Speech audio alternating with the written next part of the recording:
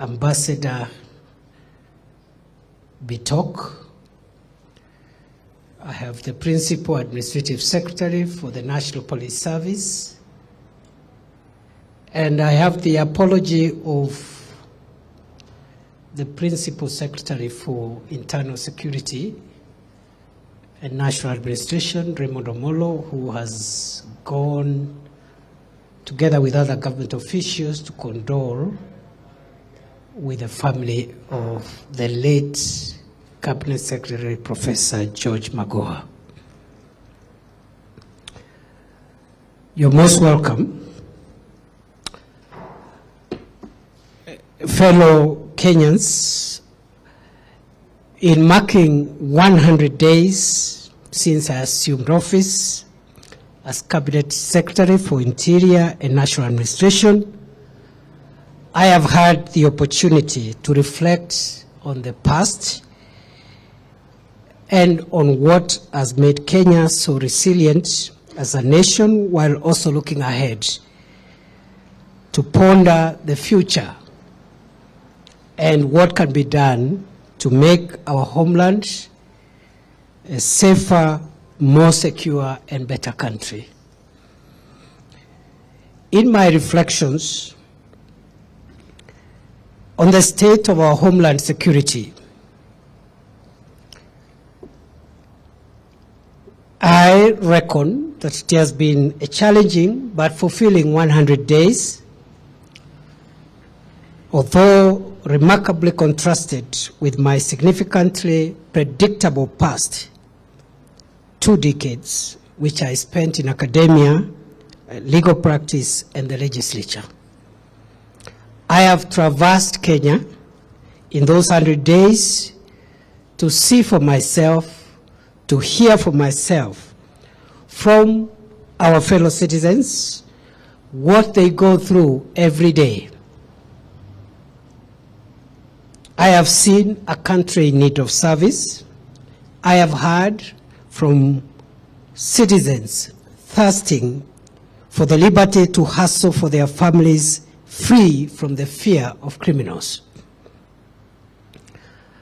I have held consultative meetings with citizens, leaders, and assorted stakeholders from different parts of the country to discuss the security challenges facing our homeland.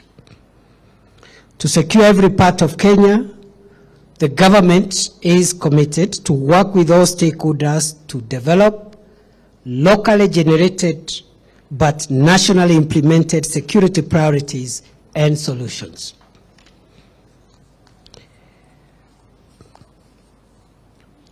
To generate adequate political goodwill at the local level, I decided to consult and hear from members of the National Assembly, senators and governors from all the 47 counties of the Republic of Kenya. So far, I have completed physical consultative meetings here at Harambee House with members of the National Assembly, senators and governors from 25 counties, namely Tana River, Lamu, Taita Taveta, Garissa, Wajir, Mandera, Isiolo, Meru, Tharaka Nithi, Embu, Kitui, Machakos, Makueni, Kirinyaga, Turkana, West Pokot, Samburu, Elgeyo Marakwet, Baringo, Laikipia, Kajiado, Vihiga, Kisumu, Kisii, and Nyamira. I will be meeting the leaders of the remaining 22 counties physically within the next 30 days. I am convinced beyond peradventure that the realization of our collective dream of a crime-free Kenya is the bedrock upon which our economic transformation agenda will rise. In relation to confronting crime, we have stepped up the fight against the threat of terror. We have disrupted many terror plots at source neutralized and or arrested dozens of suspected terrorists, and destroyed a huge cache of weapons and explosives that could have badly harmed our people if these criminals were not intercepted.